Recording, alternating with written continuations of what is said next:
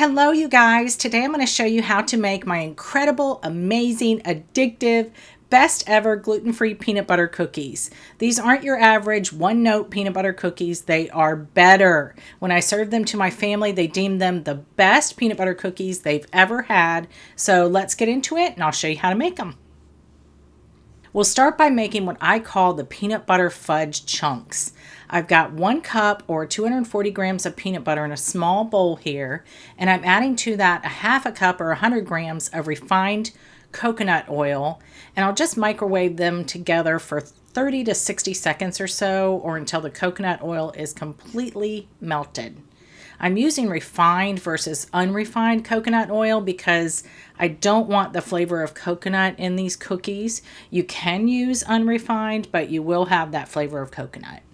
Okay, I'll just add a half a cup or 63 grams of powdered sugar to this and mix it through.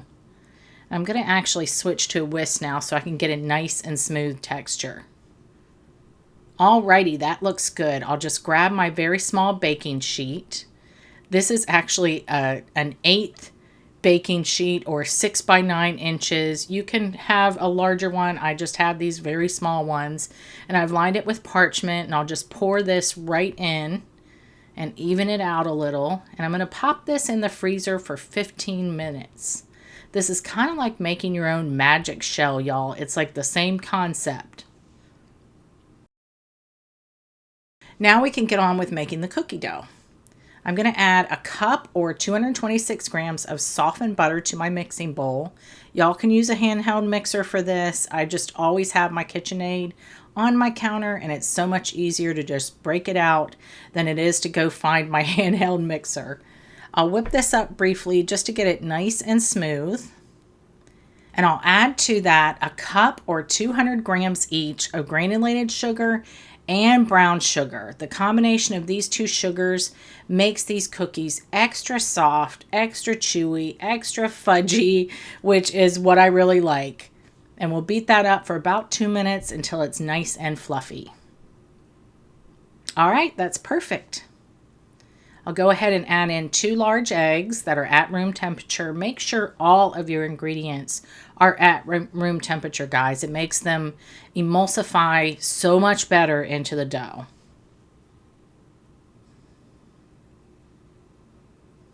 Okay, now we'll add in a whopping 2 1/4 cups or 540 grams of smooth peanut butter, not the natural stuff, y'all.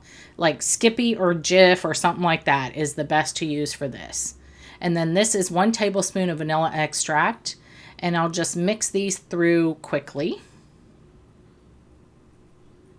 Okay, now I'm going to add in 2 1/3 cups or 327 grams of Kim's gluten-free all-purpose flour blend, and also 1 teaspoon each of baking powder and baking soda, as well as a half a teaspoon of kosher salt. No need to pre-whisk them, just dump them in the bowl. Oh my gosh, tried to add these into the dough. My flour went everywhere, y'all. I forgot sometimes when I'm using this stupid scraper blade. It's great for not having to stop and scrape the dough, but then it flings the flour everywhere. So be careful if you have one of these scraper blades. All right, the dough is done. Now I just grabbed my peanut butter fudge from the freezer, and this is what it looks like when it's solid. It's just one big solid chunk, and I'll just break this into irregular chunks.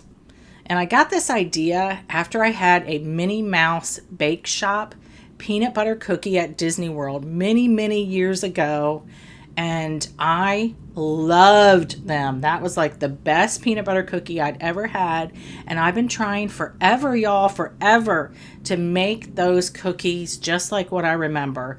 They're not quite just like it, but they're actually, I think, better. I haven't had them in years because I can't. They don't make them gluten-free, but I'm telling you, these cookies are the bomb. So I would say they are better than Minnie Mouse's, y'all.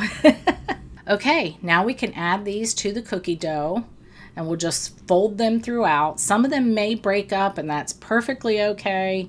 They're gonna get all ooey and gooey in the oven anyway.